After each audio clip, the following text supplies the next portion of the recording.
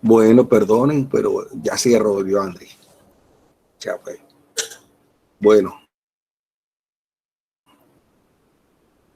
Vamos a comenzar otro tipo de ecuaciones en derivadas parciales que son de tipo parabólico. Estas son las ecuaciones, digamos, de la conducción del calor o de difusión. Son también ecuaciones diferenciales parciales que tienen un comportamiento, por supuesto, y que modelan fenómenos diferentes a los que vimos con las hiperbólicas, pues. Con las hiperbólicas hicimos bastante, aunque bueno, hay tela para cortar con las hiperbólicas, pues. Toda una vida para poder estudiar esas ecuaciones y todavía falta. Bien, empecemos entonces con las ecuaciones de tipo parabólico. Las ecuaciones diferenciales de segundo orden de tipo parabólico se encuentran en el estudio de procesos de conducción de calor y de difusión.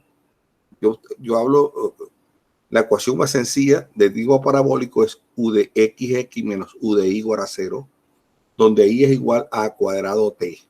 O sea, el a cuadrado ese le utilizan para mantener como, digamos, la notación que se tenía con la ecuación de onda. Pero el a cuadrado aquí no es velocidad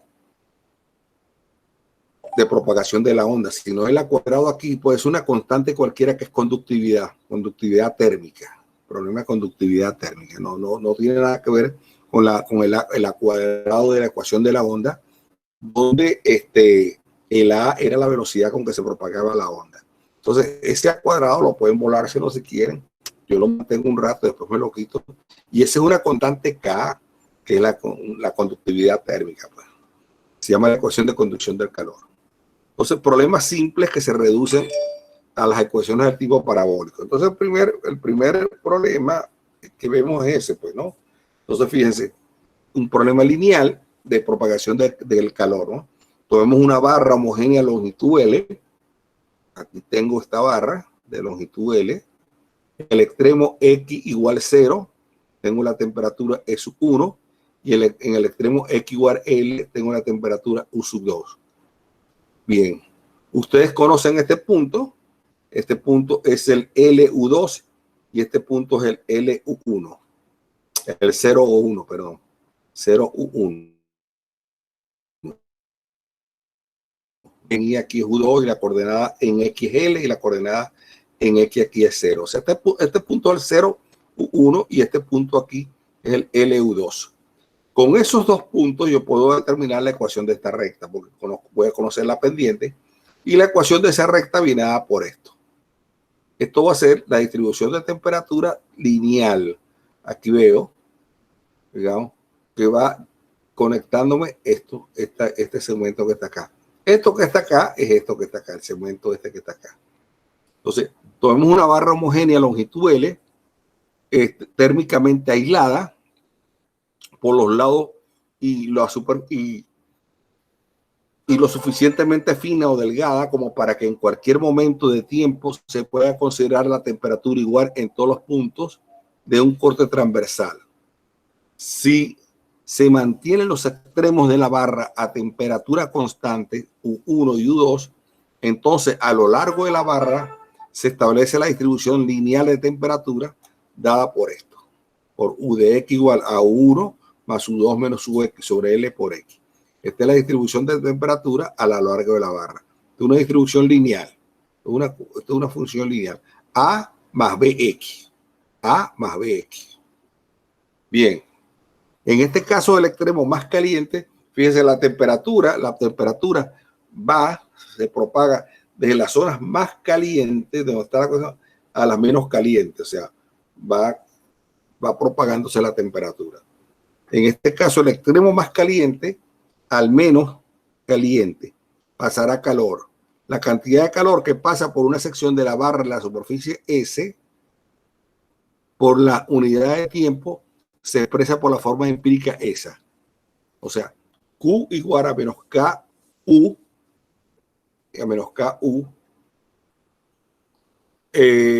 por S, fíjate, U2 menos UL por S. Esto va a ser como una derivada. O sea, esto va a ser menos K derivada de U con respecto a S por la superficie. donde K es el coeficiente de conductividad térmica que depende del material de la barra. La magnitud de flujo calórico se considera positiva si el calor pasa en la dirección creciente de X. Analicemos el proceso. Entonces, fíjense, Q se considera positivo. Este va a ser el flujo de calor si va en la dirección creciente. La magnitud del flujo calorífico se considera positiva si el calor pasa en la dirección creciente de X. Analicemos el proceso de distribución de tiempo. Analicemos el proceso de distribución de temperatura en la barra. Representemos por U de xt la temperatura en el punto X y en el tiempo T. Hallemos la ecuación que debe satisfacer la función U de xt. Para esto, formulamos las leyes físicas que determinan los problemas relacionados con la propagación del calor. Entonces, la primera ley física que tenemos, hay dos leyes que se usan aquí para deducir la ecuación del calor. La ley de Fourier y la ley de enfriamiento de Newton, ¿no? La ley de Fourier dice, o sea, que la temperatura es proporcional que el flujo de calor es proporcional al gradiente de temperatura con signo menos, digamos, ¿no? Eso es lo que dice la ley de Fourier. Entonces, si la temperatura de un cuerpo no es homogénea, entonces aparece flujo de calor dirigido de las regiones más calientes, es decir, de mayor temperatura, a las regiones menos calientes o de menor temperatura. La cantidad de calor que pasa por la sección X más delta de X, durante el intervalo de tiempo T, T más delta de T, es igual a D de Q igual a QS de DT, donde Q es el flujo de calor. Esto es igual a menos la conductividad térmica. Se supone ahora que depende de X porque la barra no es homogénea, parcial de U con respecto a X. Es la densidad de flujo de calor igual a la cantidad de calor que pasa en la unidad de tiempo por unidad de superficie de un centímetro cuadrado. Esta ley es una generalización de la fórmula 2. Es una generalización de esta fórmula 2, que era en el caso lineal. Pues. Bien. Se puede dar también en forma integral, ¿no? O sea, este mismo Q lo tengo aquí en forma diferencial, 3, y aquí en 4 lo estoy dando en forma integral, donde Q es la cantidad de calor que pasa durante el intervalo de tiempo T1, T2, por la sección X, X más delta de X. Si la barra no es homogénea, entonces K no es constante, sino que K es función de X. O sea, la conductividad térmica ya no es constante, sino depende de X. La otra propiedad que voy a estudiar es la cantidad de calor que es necesaria a un cuerpo homogéneo para elevar su temperatura en delta U. Eso es igual a Q igual a Cm, esa es la masa, delta de U, C rho B delta de U, donde es el calor específico, M es la masa del cuerpo, rho es su densidad y B es el volumen. Si la variación de temperatura tiene una magnitud diferente en distintas partes de la barra, o si esta no es homogénea, entonces en vez de expresarla como 6, la expreso como 7, como una integral. Entonces, dentro de la barra pueden aparecer o absorberse calor. Por ejemplo, al pasar corriente, consecuencia de reacciones químicas, etcétera. La emisión de calor se puede caracterizar por la densidad de las fuentes térmicas, F mayúscula de XT. Como resultado de la acción de estas fuentes en el intervalo X, X más delta de X, durante un intervalo de tiempo T, T más delta de T, se emitirá una cantidad de calor que D de Q es la superficie, la densidad de fuerza esa que tengo ahí, F de XT, de DX y de DT. O en forma integral que aparece en 9, donde Q es la cantidad de calor que se emite en el intervalo de la barra X1, X2 durante el tiempo T1, T2. La ecuación de conducción del calor se obtiene al calcular el balance de calor en ciertos segmentos X1, X2 durante cierto intervalo de tiempo T1, T2, aplicando la ley de conservación de la energía y la fórmula 5, 6, 7, tenemos esta expresión, que es la ecuación de la conducción de calor en forma integral. Esta es la ecuación de la conducción de calor en forma integral. Para obtener la ecuación de la conducción de calor en forma diferencial, supondremos que U de XX y U de T existen y son continuas, y aplicando el teorema del valor medio, entonces todo esto, tenemos todo este cuentero que está acá, pues. Todo este cuentero que está acá, todo este cuentero que está allá. Y en definitiva, lo que nos interesa a nosotros es llegar a esta ecuación.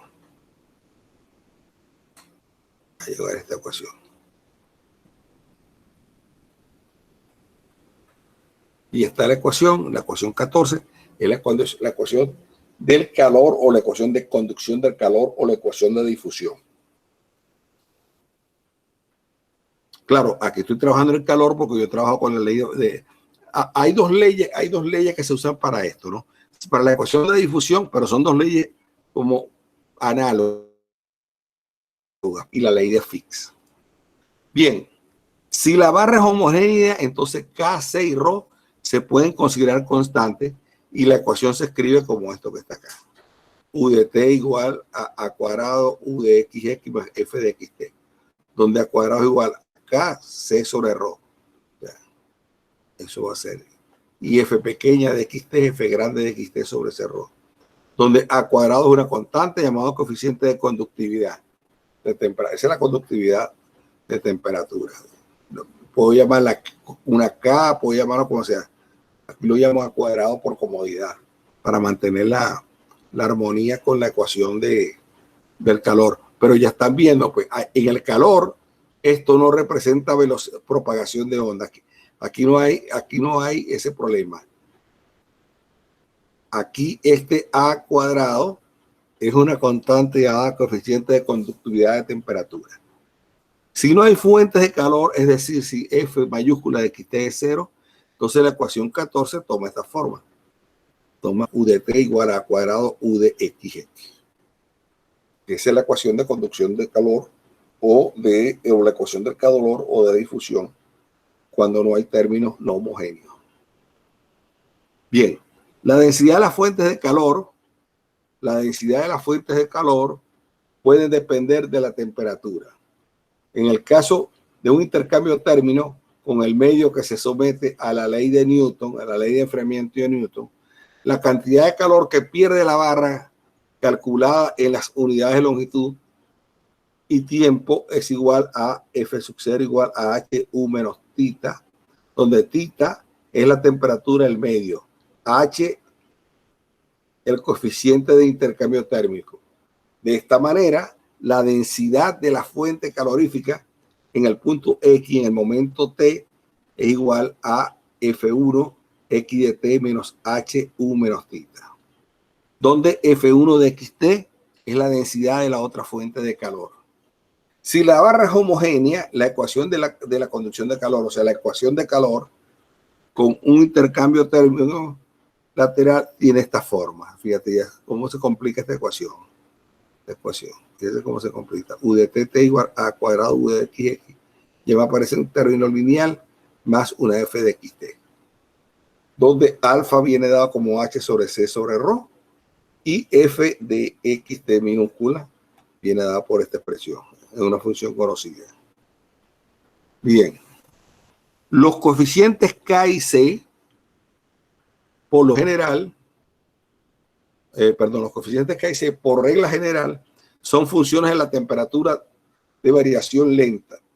Por esto, la suposición hecha sobre la constancia de estos coeficientes es posible solo con la condición de que se tomen intervalos pequeños de variación de temperatura. El estudio de los procesos térmicos en un gran intervalo de variación de temperatura nos lleva a la ecuación cuasi lineal de la conducción del calor de esta forma.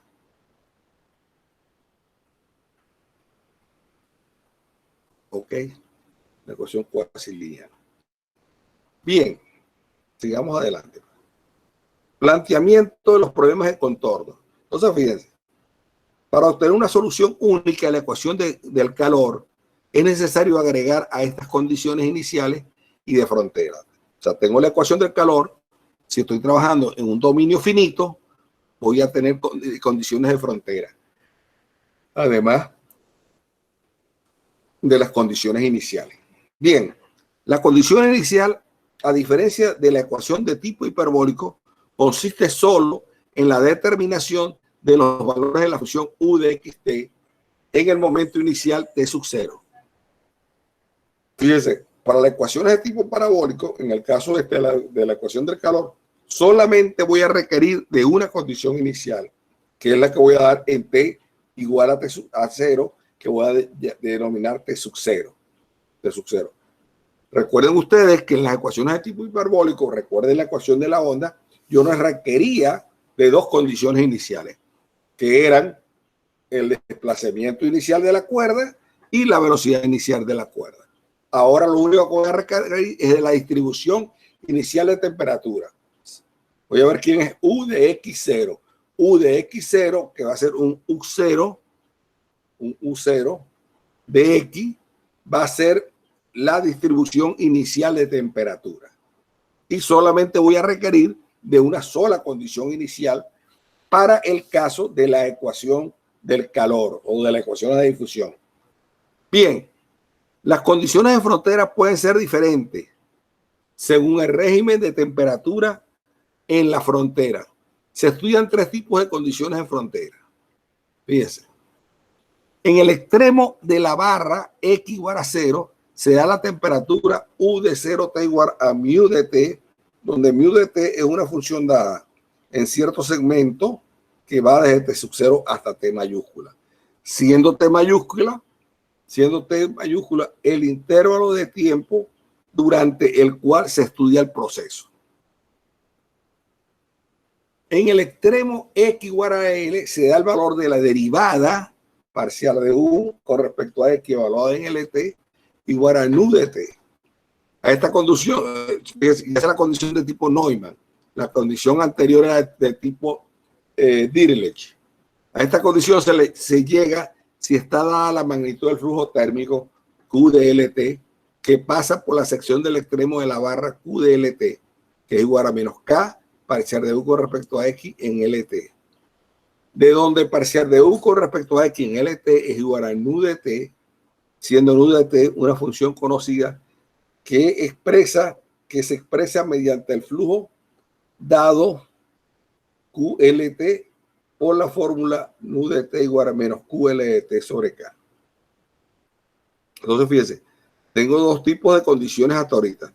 Tengo las condiciones de tipo Neumann y tengo las condiciones de tipo, de tipo Neumann en el 1 y de tipo Dirichlet en el 1 y de tipo Neumann en el 2, cuando está la derivada.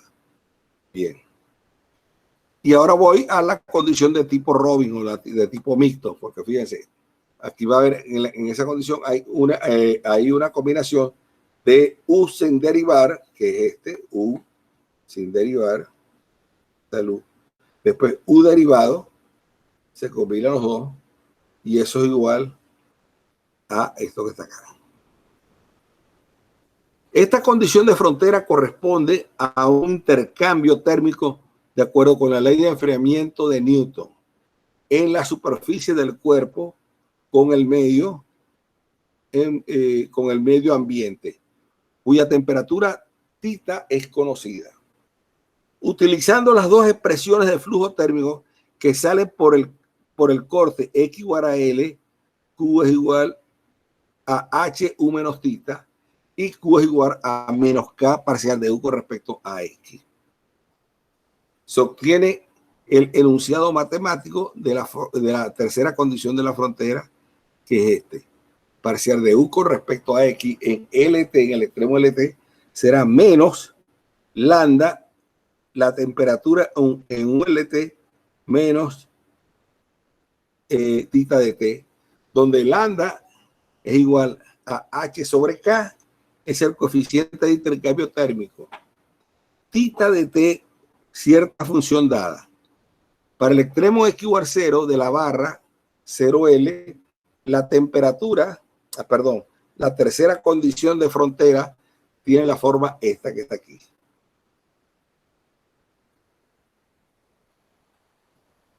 Parcial de U con respecto a X en 0T es lambda en 1,0 menos lambda menos 0T.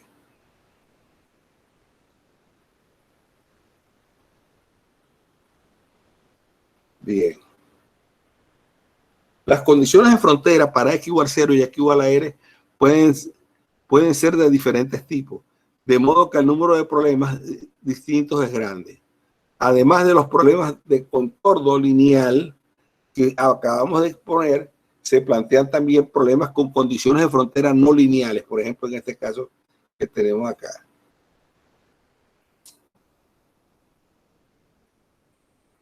Esta condición de frontera corresponde a una irradiación de acuerdo con la ley de Stefan Boltzmann por el extremo X igual 0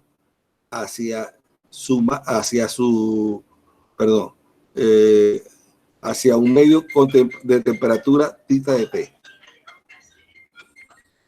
Consideremos el primer problema de contorno para una región acotada. Llamaremos solución del primer problema de contorno a una función U de xt que tenga las siguientes propiedades. Primero, U de xt está determinada y es continua en la región cerrada 0 menor o igual que X menor o igual que L. T sub 0 menor o igual que T menor o igual que T. U de xt satisface a la ecuación de conducción del calor o la ecuación de calor en la región abierta 0 menor que X menor que L, T sub 0 menor que T grande, que T, perdón. Tercero, U de xt satisface a la condición inicial y a las de frontera, es decir, U de X en T0 igual a phi de X, U en 0T es igual a μ1 de T, U en L de T es μ2 de T, donde phi de X, μ1 de T y μ2 de T son funciones continuas que satisfacen a las condiciones de conjunción y de 0 es igual a μ1 de T sub 0 y es igual a U0 de T sub 0. Y phi de L es igual a μ2 de T sub 0 o igual a U de L de T sub 0, necesarias para la continuidad de la función U de xt en la región cerrada. Esa es la región cerrada en la que tengo. Bien. Con respecto a cada uno de los problemas planteados, surgen las siguientes preguntas. Unicidad de la solución del problema planteado, existencia de la solución, dependencia continua de la solución de las condiciones complementarias. Como indicamos para la ecuación de onda, un proceso se llama físicamente determinado si cuando las condiciones iniciales y de frontera del problema cambian un poco, su solución también varía poco. O sea, ahí lo que se llama estabilidad. Hay estabilidad. En lo sucesivo demostraremos que el proceso de propagación de calor se determina físicamente por sus condiciones iniciales y de frontera. Es decir, una pequeña variación de estas condiciones cambia poco la propia solución. Entonces, fíjense, ustedes recuerden que en la clase, en las ecuaciones de tipo hiperbólico, para probar unicidad de soluciones, nosotros utilizamos el método de energía. El método de energía. Aquí la ecuación de difusión o la ecuación de conducción de calor va a tener una propiedad importantísima, que es lo que se llama el principio del máximo, o el principio del valor máximo y del valor mínimo, que ya vamos a ver, ¿no? Ya vengo, toma un poquito de agua.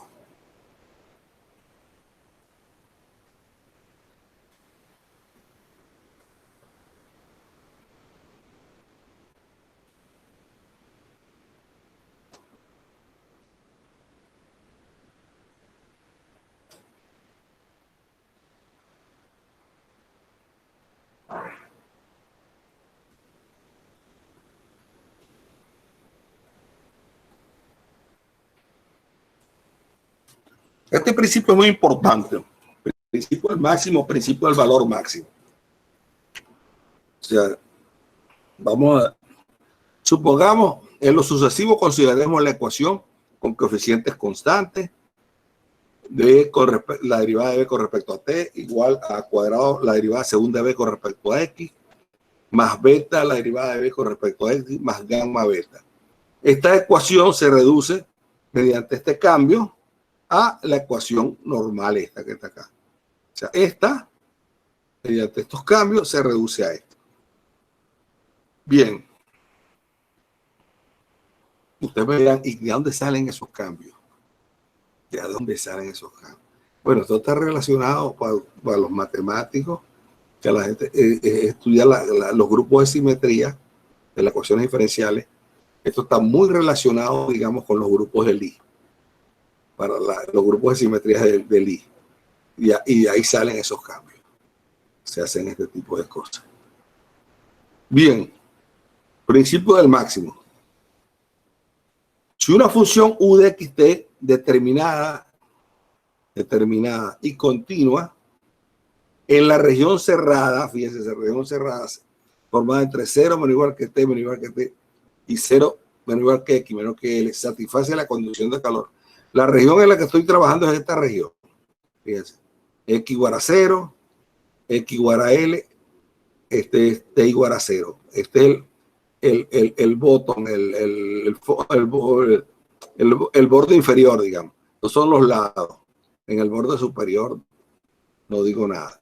O sea, mi problema se va a reducir acá, acá y acá, al principio del máximo. Sigamos con el principio del máximo. ¿Dónde voy? Principio del máximo. Estoy acá. Bien.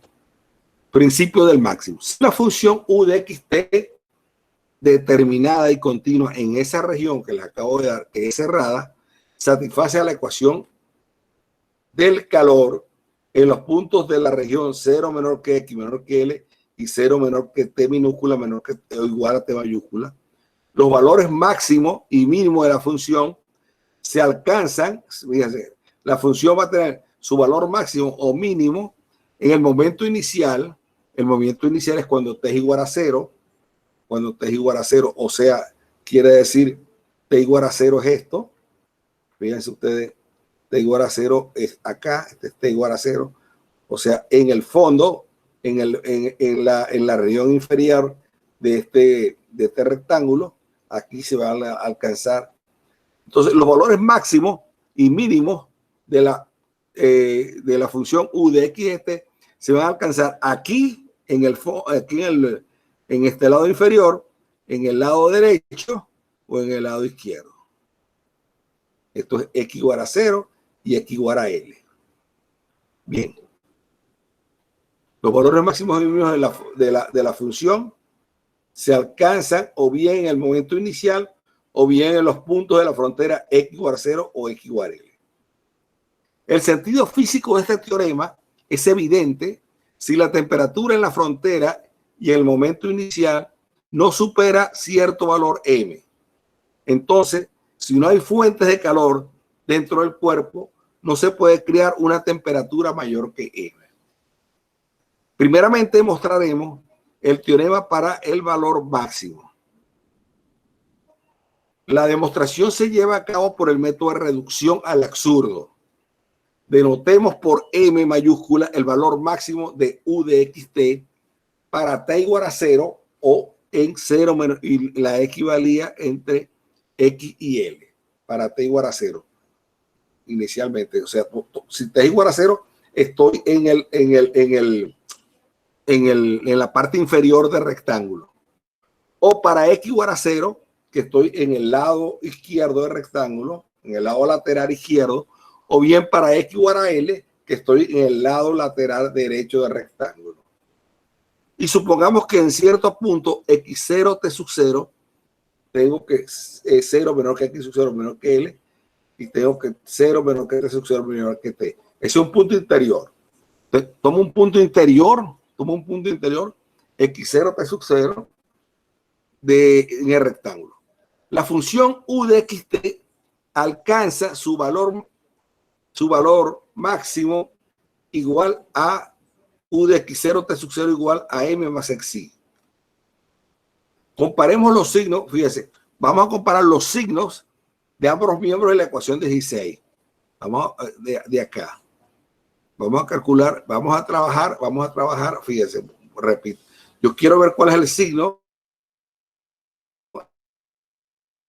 de la derivada segunda de u con respecto a x en el punto x0 t0, en el punto en cuestión. Bien. Comparemos los signos de ambas miembros. Fíjense acá. A ver, denotemos por el valor máximo de u de xt para t igual a 0 o para x igual a 0 o para x igual a l. Y supongamos que en cierto punto x0 t sub 0, la función u de xt alcanza un valor máximo igual a este. En cierto punto x0 t sub 0 alcanza este valor que es mayor que m, pues, que es mayor que m. Entonces, compararemos los signos de u de x con respecto a x. Perdón, aquí me equivoqué. Bueno.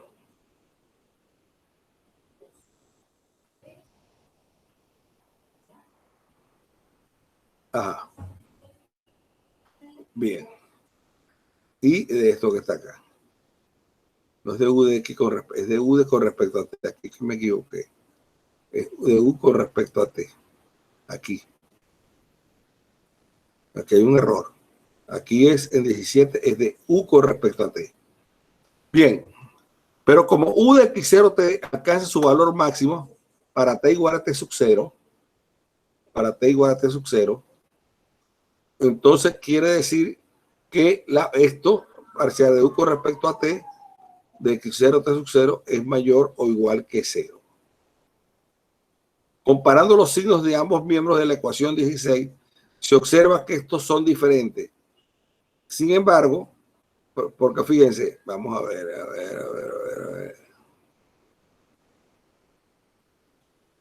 Ajá.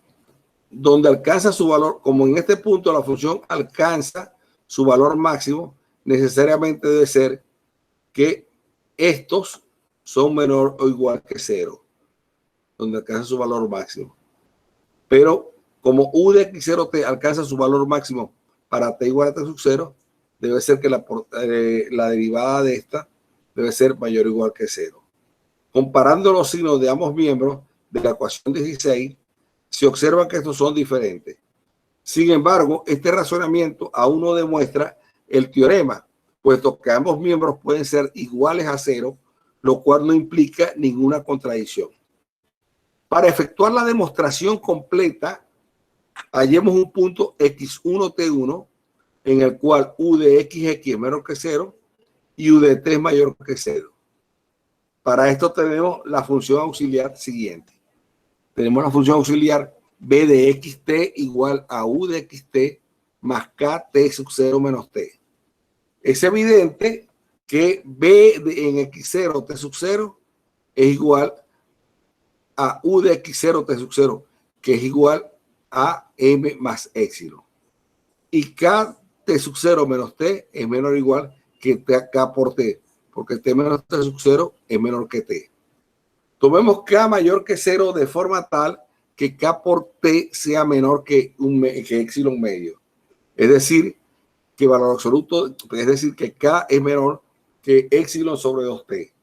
Entonces, el valor máximo de b de xt para t igual a 0, o bien para x igual a 0, o bien para x igual a l, no superará a m más épsilon medio.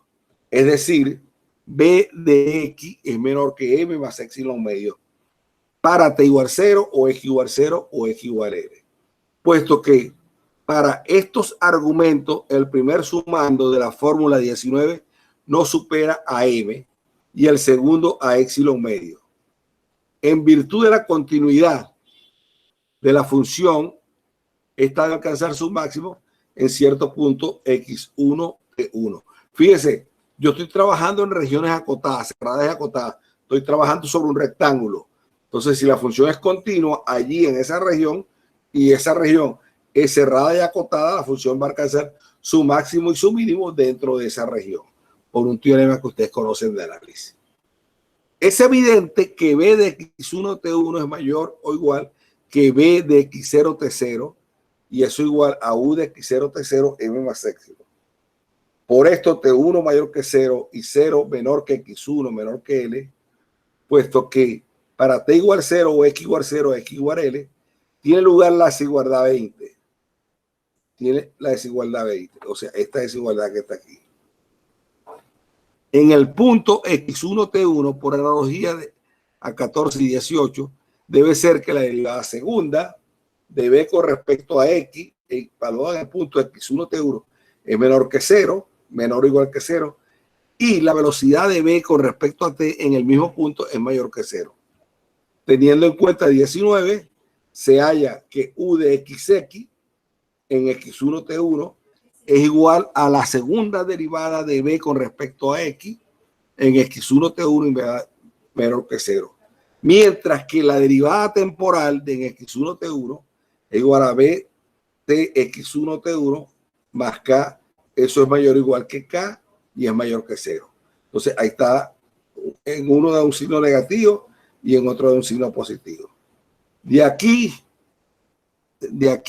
se deduce que la ecuación de la conducción de calor, si hago U de T menos A cuadrado U de XX, esa diferencia me va a dar mayor o igual que K, mayor que 0.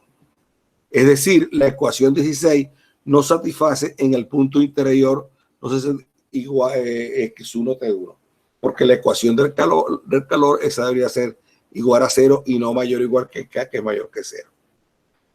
Con esto queda demostrado que la solución U de XT de la ecuación 16 dentro de la región no puede tomar valores que superen al valor máximo de U de XT en la frontera.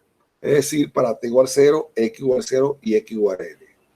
Análogamente, se puede demostrar también la segunda parte del teorema sobre el valor mínimo. Aunque esto no tiene por qué demostrarse por separado, puesto que la función U sub 1 igual a menos 1 tiene su valor máximo en donde U tiene el mínimo. Nota, existe una versión más fuerte del principio del máximo que asegura que el máximo no puede ser asumido en ninguna parte dentro del rectángulo, sino solamente en la parte inferior o en los lados laterales, al menos que U sea una constante. Las esquinas son permitidas también. Entonces, fíjense, ya yo sé, la ecuación del calor, estoy trabajando con la ecuación del calor, el máximo, la temperatura máxima, la voy a localizar en la parte inferior o en los lados laterales de mi región, si en este caso es un rectángulo con el que estoy trabajando.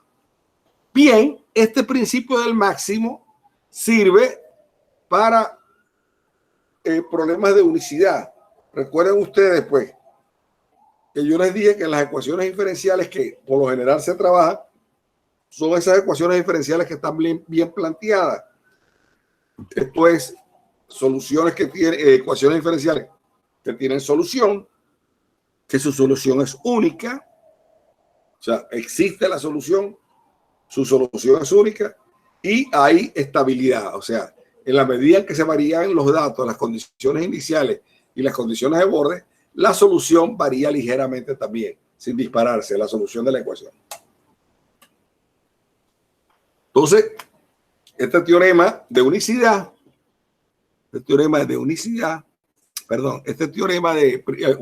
este principio del máximo sirve para demostrar que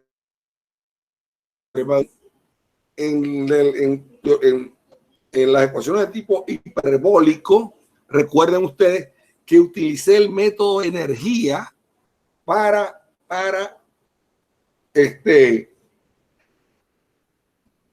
probar la unicidad de los problemas de valor inicial y frontera en las ecuaciones de tipo hiperbólico.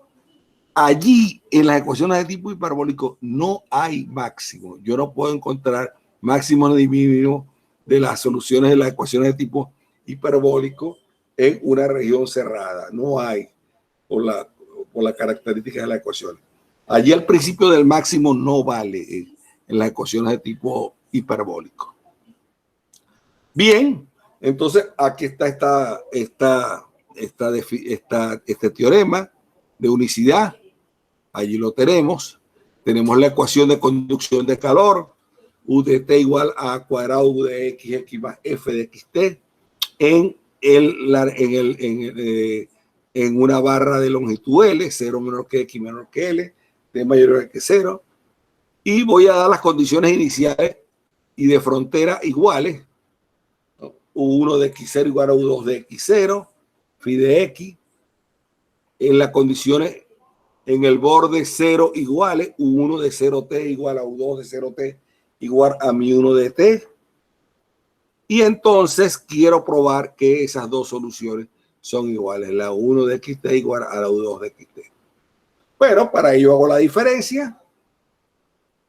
Como la función U1 y U2 son continuas, en 0x menor o igual que en 0 menor o igual que X menor o igual que L, y 0 menor o igual que T minúscula menor o igual que T mayúscula.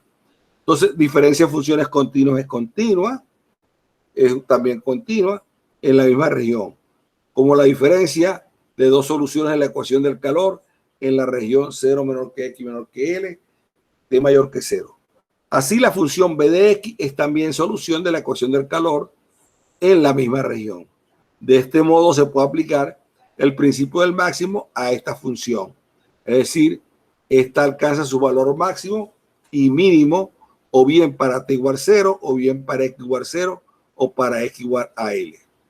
Sin embargo, por hipótesis, B de X0, fíjense que B es la diferencia de las dos, de U2 menos U1, B de X0 es 0, B en 0T es 0 y B en LT es 0. O sea, aquí es donde alcanza el máximo. Este es el máximo, ¿no? Por esto, si aquí es donde alcanza el máximo, entonces B de X de T tiene que ser igual a 0. Tiene que ser igual a 0. Es decir, si B de XT es igual a 0, U de XT es igual a U2 de XT.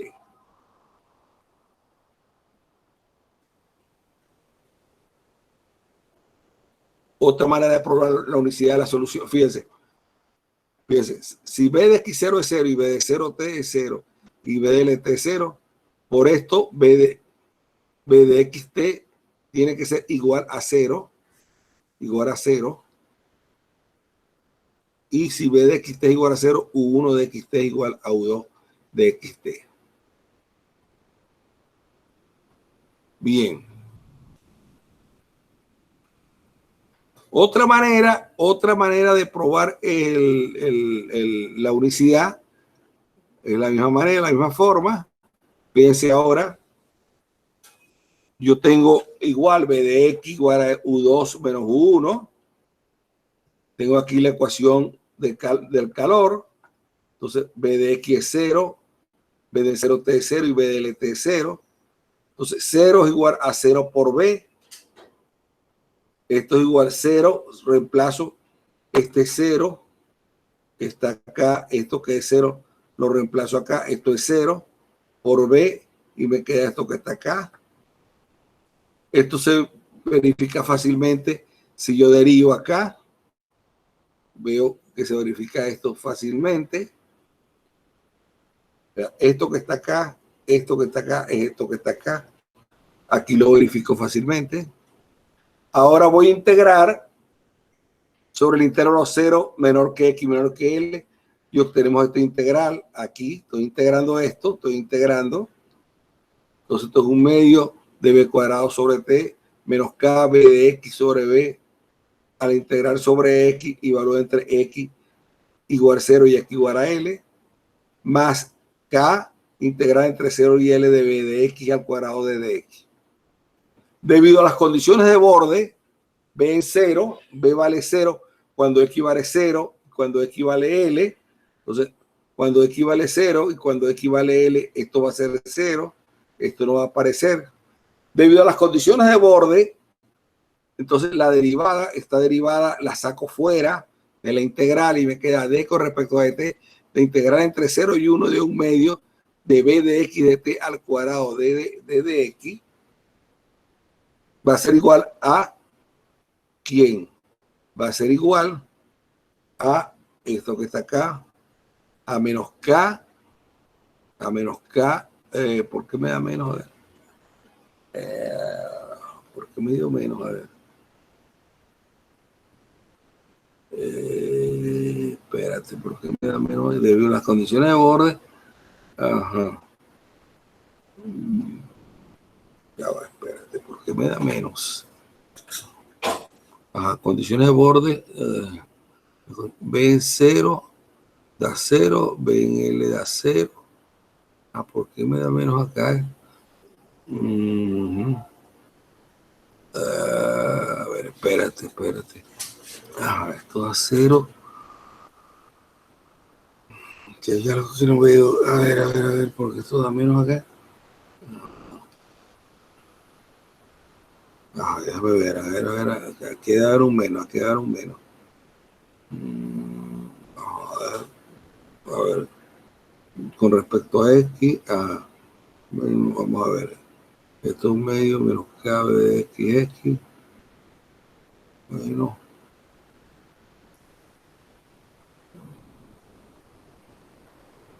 Vamos a ver, espérate.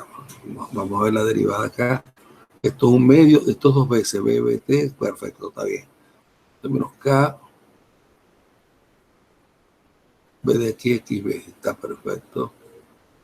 Menos K, B de X, B. Acá, menos K, B de X, X, B.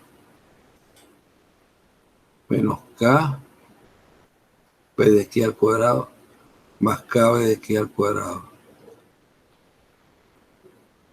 Acá esto se va con esto. Ok. Perfecto, está bien. Pero a ver.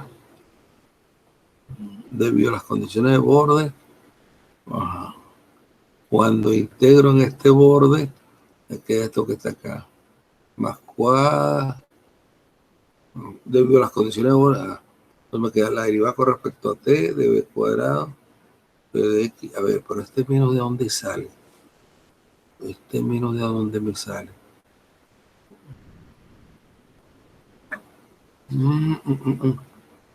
Este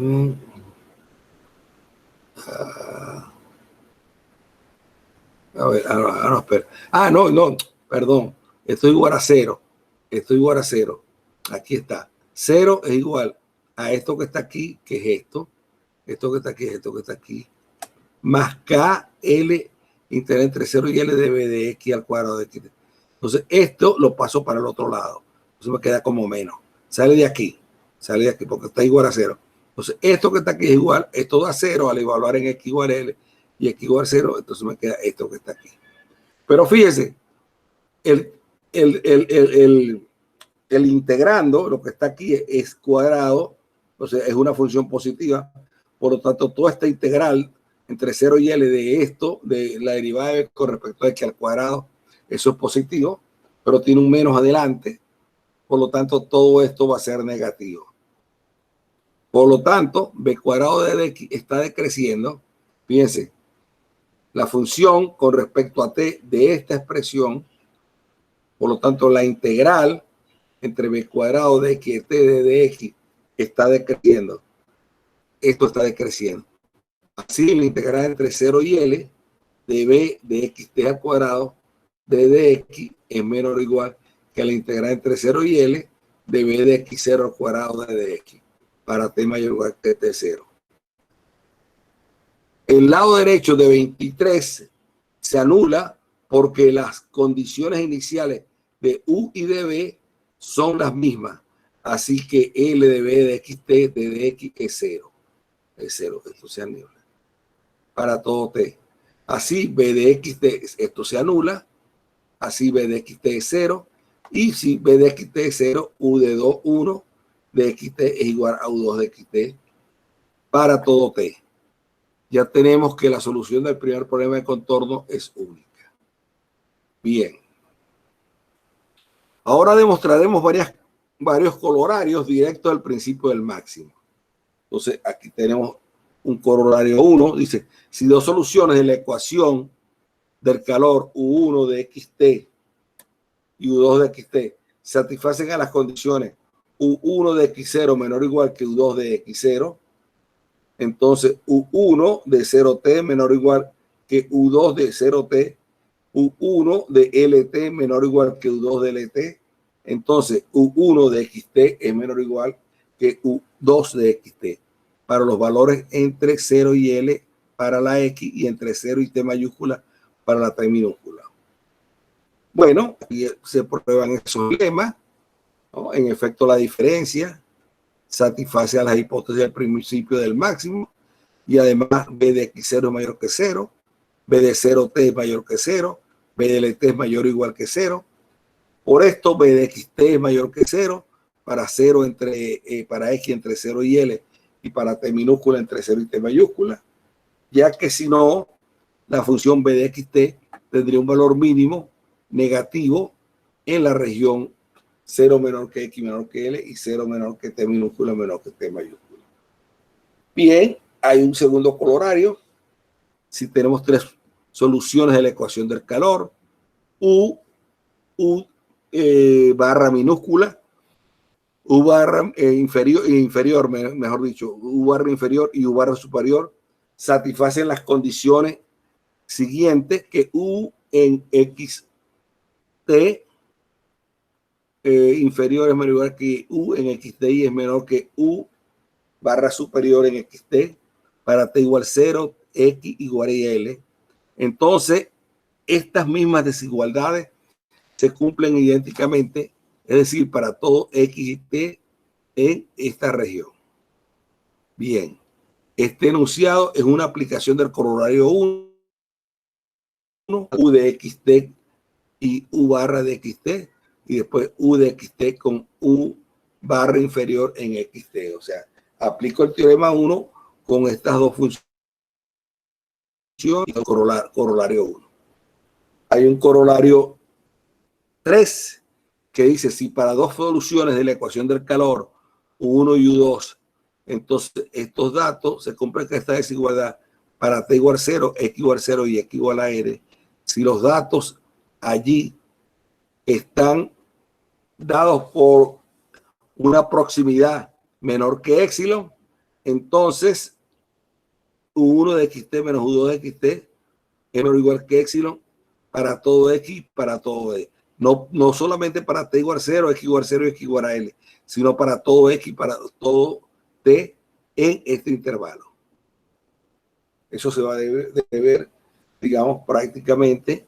Bueno, y voy a usar el principio, esta afirmación se desprende del corolario 2, del corolario 2, si se aplica la solución de la ecuación del calor a estas que están aquí, a estas tres que están aquí. Tomo como U esta, como U barra igual a esta, y como U barra esta inferior. Esta inferior. Aquí me equivoqué. Bien. Bien. Bueno, vamos al problema de estabilidad. El problema de estabilidad, este es el caso, este es el tercer ingrediente de los problemas bien planteados. Esto significa que las condiciones iniciales y de borde están correctamente formuladas. El método de energía conduce a la siguiente forma de estabilidad del proceso del problema 22, en el caso en que H, G y F sea igual a 0, ¿no? El problema 22, ¿dónde está ese problema? 23. Aquí está. El problema 22, ¿no? Este es el problema 22. U en 0TG, U en LT es H, U en X0 es igual a phi de H. Bien. Bien, el método de energías conduce a la siguiente forma de estabilidad del problema 22 en caso en que H es igual a G, es igual a F, es igual a 0. De la misma forma, sean U de X0 igual a phi 1 de X, U2 de X0 igual a phi2 de x. Entonces la diferencia es la solución con los datos iniciales phi1 menos phi2. Así 23, así de 23 tenemos que integrar entre 0 y L de u1 de x menos u2 de x al cuadrado de dx. Eso es menor o igual. Integrar entre 0 y L de phi1 de x menos phi2 de x al cuadrado de dx. El lado derecho es una cantidad que mide la proximidad de la data inicial para dos soluciones. Y el lado izquierdo mide la proximidad de las soluciones en cualquier instante de tiempo posterior. Por lo tanto, si comenzamos próximos en t igual 0, permanecemos próximos. Esto es exactamente el significado de estabilidad en el sentido de cuadrados integrales. Cuadrados integrales, porque fíjate, es al cuadrado esta diferencia. El principio del máximo también prueba la estabilidad, pero de una manera diferente.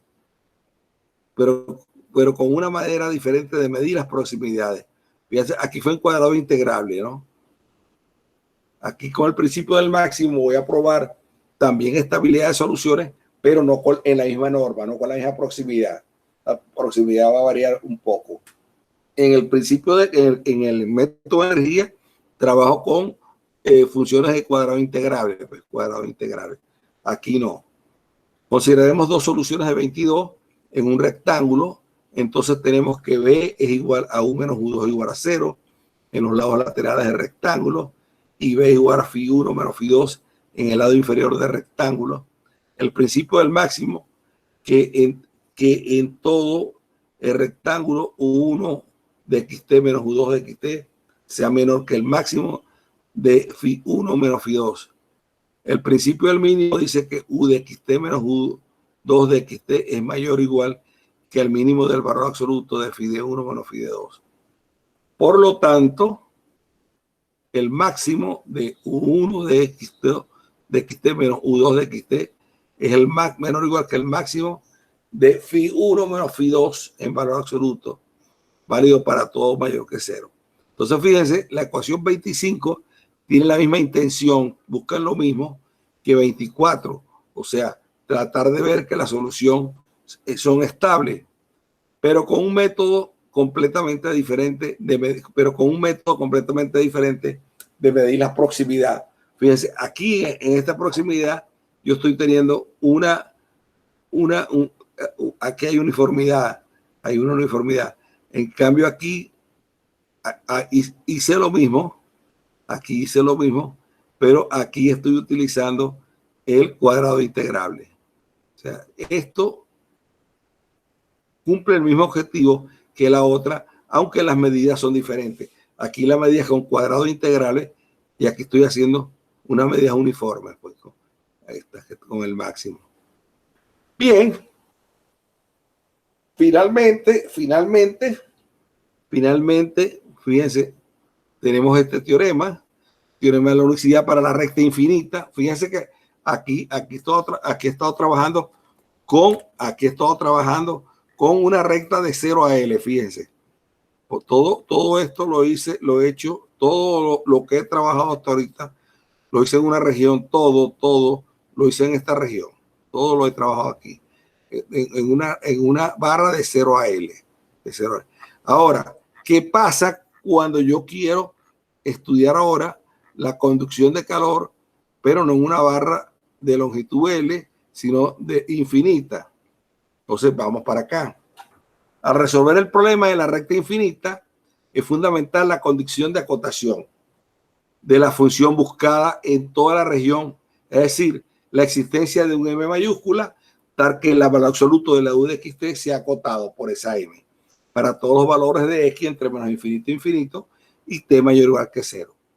Bien, si damos dos soluciones, u1 de xt y u2 de xt, son funciones continuas acotadas en toda la región de variación de las variables xt que satisfacen a la ecuación del calor u de t igual a kappa u de xx y la condición u1 en x0 igual a u2 de x0, entonces u1 de xt va a ser igual a u2 de xt para todo x entre menos infinito e infinito y t mayor o igual que 0. Entonces, fíjense, hacemos lo mismo, hacemos la diferencia, llamamos a b la diferencia entre 1 menos u2. Esta función es continua, satisface la ecuación del calor, es acotada en toda la región, es acotada y eso es menor o igual que m, y satisface a la condición b de x0 igual a 0. El principio del máximo que hemos aplicado para demostrar la unicidad del problema para el segmento, aquí no es aplicable, puesto que es una región no acotada. No acotada. Entonces, yo aquí estoy trabajando entre menos infinito, menor que x, menor que infinito, no entre 0 y l. La función es no acotada. Entonces, aquí nos aplicamos porque la función no es acotada. La función b de xt puede no alcanzar valor máximo en ningún punto. Para aplicar el principio del máximo, consideramos la región valor absoluto de x menor o igual que l, donde l es un número auxiliar que luego aumentaremos indefinidamente, y la función b mayúscula de xt, que llamo 4m sobre l cuadrado, x cuadrado sobre 2 más kt. Bueno, esa función kt, b de xt es continua, satisface la ecuación del calor, eso hay que probarlo, y además posee las siguientes propiedades. B de x, b en x0 es mayor que la b pequeña en x0, que vale 0, eso vale 0, y la b grande más o menos lt es mayor o igual que 2m, mayor o igual que b pequeña en más lt. Para regiones acotadas, x menor o igual que l o t variando entre t y t grande, es válido el principio del máximo, porque ahora sí estoy en una región acotada. Aplicamos el colorario 2 a las funciones u con barra inferior, que tomo menos b de xt, u que tomo como la b de xt, y u de barra superior, que tomo como la b de xt. Y teniendo en cuenta 27, se obtiene esta relación que está acá. Fijemos ciertos valores de x y t, y puesto que L es arbitrario, se puede aumentar indefinidamente. Luego pasamos al límite cuando L tiende a infinito, y se obtiene que cuando L tiende a infinito, el teorema del sándwich me va a dar el límite por la derecha 0 y el límite por la izquierda, y el límite que está en el extremo derecho 0, que el límite que está en el otro extremo derecho es 0, por lo tanto el límite de b de xt es 0. Y bueno, eso le doy una breve descripción de las ecuaciones. Lo nuevo que está presente es el principio del máximo. Pues ya usted sabe que las funciones de tipo, las ecuaciones de tipo hiperbólica en regiones acotadas, sus máximos van a estar o en el borde inferior o en los lados del rectángulo donde estoy trabajando. Bien, la clase que viene, le hice la deducción de la ecuación. Hay unas maneras más fáciles de hacerlo, seguramente. Vean el libro de Logan y los libros que les mandé. Allí a lo mejor les clarifica más la deducción de las ecuaciones, y revisen allí en el principio del máximo, el principio del máximo y el método de energía. Lean allí en el libro de Logan y el de Sher Levy y el de Sauder. Lean allí el principio del máximo y el método de energía, léanlo allí. Y trataré de hoy, o si no para mañana, enviarle la segunda tarea y les diré cuándo va a ser entregada, pues si es la semana que viene o qué día de la semana que viene, o si no el lunes de la semana 9 sería la segunda tarea. Pero ya la semana 9 estoy mandando la tercera tarea para ser entregada por lo menos en la semana 10 o en la semana 11. Ya en la semana 11 estaré mandando la otra tarea para ser entregada en la semana 12. Bueno, esperen en el transcurso de hoy o a más tardar mañana, esperarán la segunda tarea. Y en la clase del martes vamos a ver entonces el método de separación de variables para las ecuaciones de tipo parabólico y algunas otras propiedades. Pues vamos a ver si veo los métodos de semejanza para resolver estas ecuaciones en dominios no acotados. Vamos a ver pues hasta dónde me da. Y después de esto brincaríamos brincaríamos, obviamente, tendríamos que brincar a las ecuaciones de tipo elíptico. Allí vamos a ver las funciones armónicas, las propiedades de las funciones armónicas.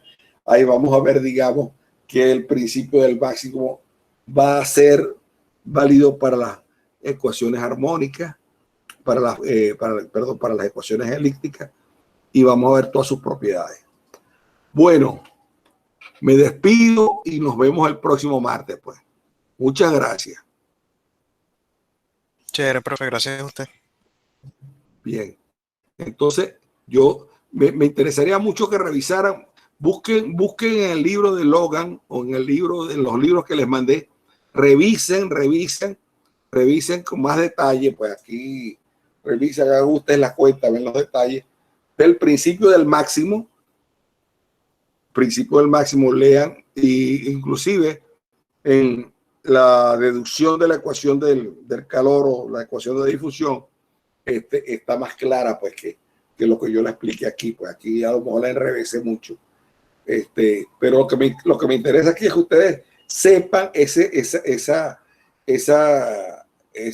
principio notable pues, para las ecuaciones de tipo parabólico, que el máximo de la solución de esas ecuaciones se alcanza si estoy trabajando en una región acotada, en un rectángulo, se alcanza en el borde inferior, en el lado inferior y en los lados laterales.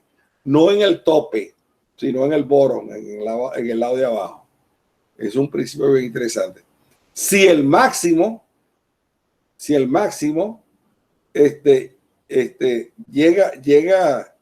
llegar a ocurrir, podamos llegar a ocurrir en otro sitio que no fuera eso, la función tiene que ser constante. La función tiene que ser constante. Si el máximo llega a ocurrir dentro, en el interior del rectángulo, la función tiene que ser constante. Y esa va a ser una de las propiedades que van a tener las funciones armónicas, como veremos cuando veamos las ecuaciones de tipo elíptico. Bueno, buenas tardes y hasta el martes, pero espero entre hoy y mañana mandarle la segunda tarea.